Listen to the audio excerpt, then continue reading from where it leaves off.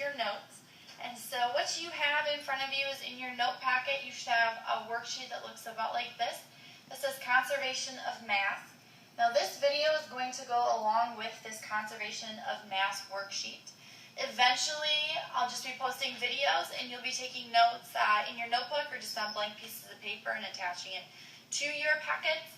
But we're going to kind of ease you into it. This is in lieu of having long lectures in class.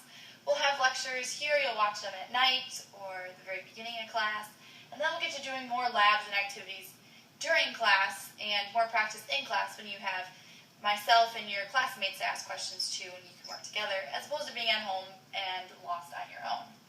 So what we're going to do is we're going to go through the information of the video first, and then we'll go through some example problems and then practice problems. So I'll tell you about the information and the vocabulary and whatnot that you need to know, the content. Then we'll practice together, and then I'll say, okay, practice this one. You'll practice it on your own.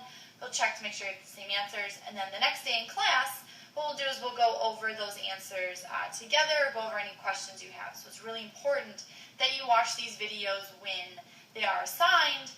That way you can come to class with questions and you know what's going on, because we're just going to keep moving right along forward. So without further ado, we have the conservation of mass, and which states that the law of conservation of mass in any physical change or chemical reaction, that mass is going to be conserved. Now what does it mean for mass to be conserved? Well, mass can neither be created or destroyed. So the mass of the reactants has to equal the mass of the products. That means we can't just make up mass from anything we want to. We can't just create it for ourselves. It has to come from somewhere. So we have our first example problem, example number 1, states that hydrogen and oxygen react chemically to form water. How much water would form if 4.8 grams of hydrogen reacted with 38.4 grams of oxygen? So first I write down the information given to me.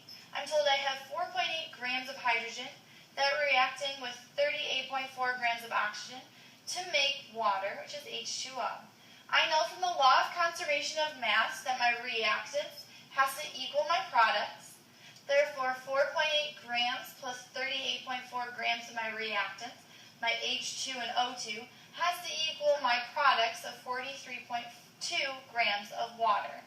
So since my mass of my reactants equal my mass of my products, this proves that the law of conservation of mass is true. And you'll eventually do a lab on it as well. Example number 2.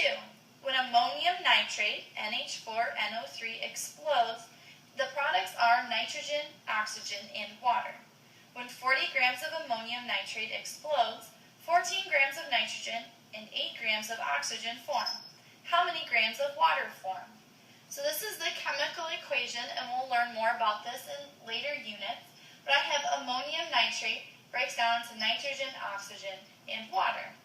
Now the law of conservation of mass states that my reactant's mass has to equal the mass of my products. So my mass of my reactants, because it's being broken down, is my ammonia, my 40 grams, has to equal the sum of my mass of my products, 14 grams of nitrogen, 8 grams of oxygen, plus so many grams of water. Now to find this, I subtract 14 and 8 from both sides of my equation to get rid of them on the right. And when I do that, I get 18 grams of water as my final answer. So that means not only does it break down into 14 grams of nitrogen, 8 grams of oxygen, but also 18 grams of water. Okay, now comes the part where you're going to try. So on example number 3, it'll be the last one there. You're going to attempt the problem, and then you'll check your answer here. So you try number 3, and you should get an answer of 6.4 grams of sodium chloride.